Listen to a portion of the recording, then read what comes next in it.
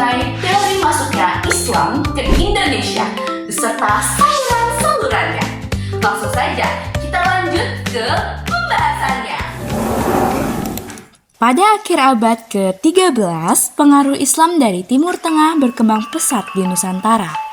Kerajaan-kerajaan Islam pun mulai berdiri di Sumatera serta menyebar ke Jawa dan Semenanjung Malaya melewati penaklukan dan penyebaran sistematis oleh sekelompok ulama yang dikenal dengan sebutan Wali Songo.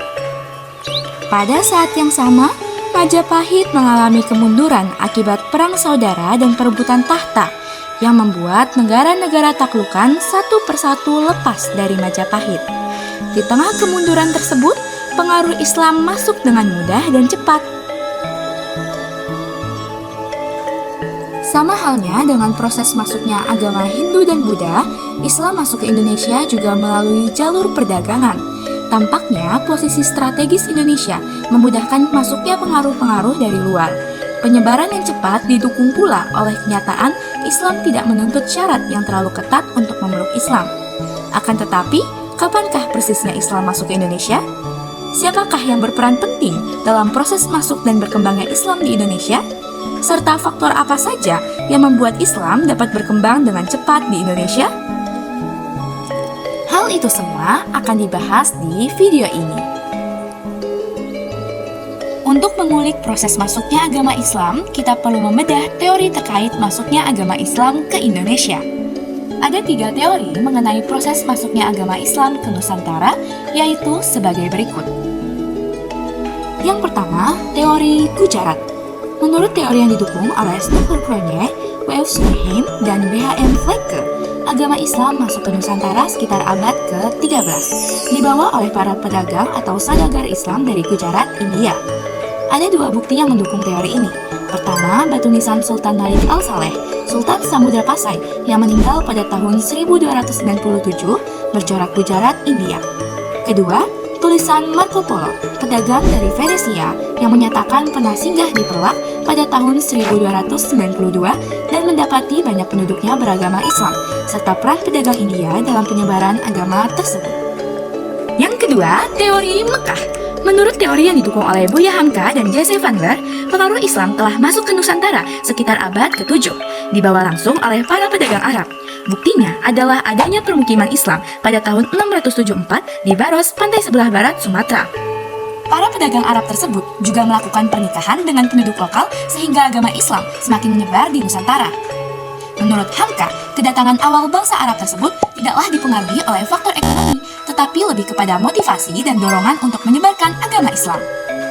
Menyanggah teori Gujarat, teori Mekah meyakini bahwa Islam yang berkembang di Samudra Pasai menganut mazhab Syafi'i, mazhab besar di Mesir dan Mekah pada masa itu. Sedangkan daerah Gujarat menganut mazhab Hanafi. Selain itu, Sultan-Sultan Pasai menggunakan gelar Al-Malik, gelar yang lazim dipakai di Mesir pada saat itu. Misalnya saja Malik Al-Saleh, Raja pertama Kesultanan Samudra Pasai. Bukti lain terkait munculnya Islam sebelum abad ke-13 adalah makam seorang wanita di Gresik, Jawa Timur, yang tertulis atas nama Fatimah binti Maimun, berangkat tahun 1082, serta temuan sejumlah makam Islam di Tralaya, Trawulan, Jawa Timur, yang menggunakan tahun Saka, bukan tahun Hijriah dengan angka Jawa kuno. Diperkirakan pada masa kejayaan Majapahit, banyak warganya beragama Islam. Meski demikian, tidak ada petunjuk siapa yang menyebarkan Islam di Majapahit atau di Gresik saat itu. Yang ketiga, teori Persia. Menurut teori yang didukung oleh Hussein Jayadiningrat ini, Islam di Indonesia dibawa masuk oleh orang-orang Persia pada sekitar abad ke-13. Bukti pendukung teori ini adalah adanya upacara tabui di Bengkulu dan Sumatera Barat setiap tanggal 10 Muharram atau 1 Asyura sebagai upacara memperingati meninggalnya Husain bin Ali, cucu Nabi Muhammad SAW. Upacara ini juga merupakan ritual tahunan di Persia. Selain itu, ada kesamaan antara ajaran Sufi yang dianut oleh Syekh Siti Jenar dan Sufi Iran beraliran Al-Haraj. Lalu, dari ketiga teori tersebut, manakah teori yang paling akurat? Jawabannya adalah teori Arab. Karena adanya makam Fatimah binti Maimun yang menjadi pendukung kuat dari teori tersebut. Teori ini juga didukung oleh catatan Ibnu Battuta, seorang pedagang asal Arab. Tadi kan kita udah bahas nih mengenai teori-teori masuknya Islam ke Indonesia. Lalu gimana sih dengan saluran atau jalur-jalur penyebaran Islam di Indonesia? Langsung aja kita bahas di materi yang satu ini. Agama Islam masuk ke Nusantara dengan cara yang damai. Oleh karena itu, baik dari kalangan raja, bangsawan, sampai rakyat biasa dapat dengan mudah menerima agama ini. Nah, hal itu didukung oleh faktor-faktor. Yang pertama, syarat masuk agama Islam itu sangat mudah, yaitu hanya perlu mengucapkan 2 kalimat syahadat. Yang kedua, tata cara beribadah yang sederhana. Dan yang ketiga adalah agama Islam tidak mengenal pelapisan sosial. Jadi tidak heran kan kenapa orang Nusantara zaman dahulu, apalagi yang berasal dari kalangan bawah, baik dari ekonomi maupun sosialnya, dapat dengan mudah menerima agama ini. Nah, langsung saja kita masuk ke pembahasan mengenai saluran atau jalur-jalur penyebaran Islam di Indonesia. Yang pertama, ada jalur perdagangan. Jalur perdagangan merupakan jalur pertama dan utama yang menjadi awal penyebaran Islam. Menurut Tom Pires, sekitar abad 7 sampai abad 16, lalu lintas perdagangan yang melalui Nusantara sangat ramai. Sehingga dalam proses ini, pedagang Nusantara bertemu dengan pedagang asing seperti pedagang Islam yang berasal dari Gujarat dan Timur Tengah, yaitu Arab dan Persia, sehingga saling bertukar pengaruh. Sebagian dari pedagang asing tersebut tinggal di wilayah dekat pantai yang disebut Pekojan.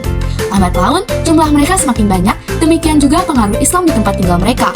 Hal ini menjelaskan mengapa kerajaan-kerajaan Islam Nusantara seperti Banten, Demak, Cirebon, dan lain-lain selalu berawal dari wilayah pesisir.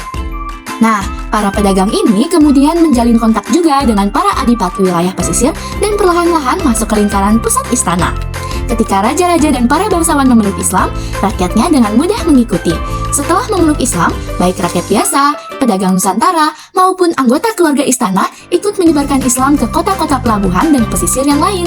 Nah, karena karakteristik kultur pesisir yang mudah menerima serta terbuka terhadap hal-hal yang baru, menjadi faktor lain yang memudahkan penyebaran agama Islam dan kebudayaan Islam. Jalur yang kedua adalah pendidikan. Mereka mendirikan pondok-pondok pesantren yang mengundang berbagai santri dari berbagai daerah lalu diajarkan tentang agama Islam. Santri-santri tersebut kemudian kembali ke daerahnya masing-masing dan menyebarkan ajaran yang mereka pelajari. Hal ini menyebabkan Islam dapat menyebar secara luas sampai ke daerah-daerah terpencil.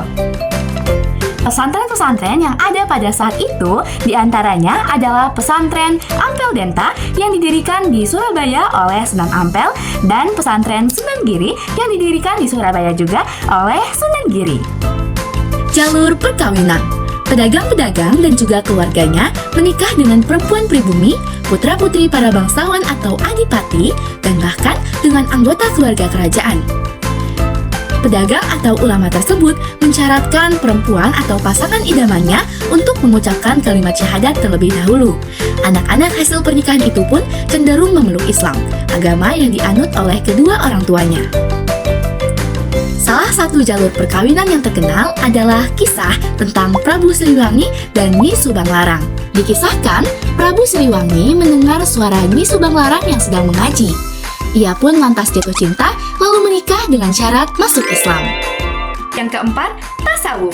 Tasawuf adalah ajaran ketuhanan yang telah bercampur dengan mistik atau hal-hal yang bersifat magis. Ajaran tasawuf diperkirakan telah ada di Nusantara pada abad ke-13, namun baru berkembang pada abad ke-17. Ajaran tasawuf mudah berkembang terutama di daerah-daerah Jawa, karena orang-orang pada masa itu masih berorientasi dengan pola pikir Hindu, sehingga ilmu tasawuf disesuaikan dengan pola pikir tersebut agar lebih mudah diterima oleh masyarakat pada zaman itu. Tokoh tasawuf yang terkenal adalah Syekh Siti Jenar, Sunan Bonang, serta Sunan Tanggung. Penyebaran Islam tidak dapat terlepaskan dari peran para wali, terutama para wali yang disebut sebagai 9 wali atau wali songo. Adapun 9 wali tersebut yaitu Sunan Gresik, Sunan Gunung Jati, Sunan Kudus, Sunan Muria, Sunan Bonang, Sunan Kalijaga, Sunan Derajat, serta Sunan Giri dan Sunan Ampel.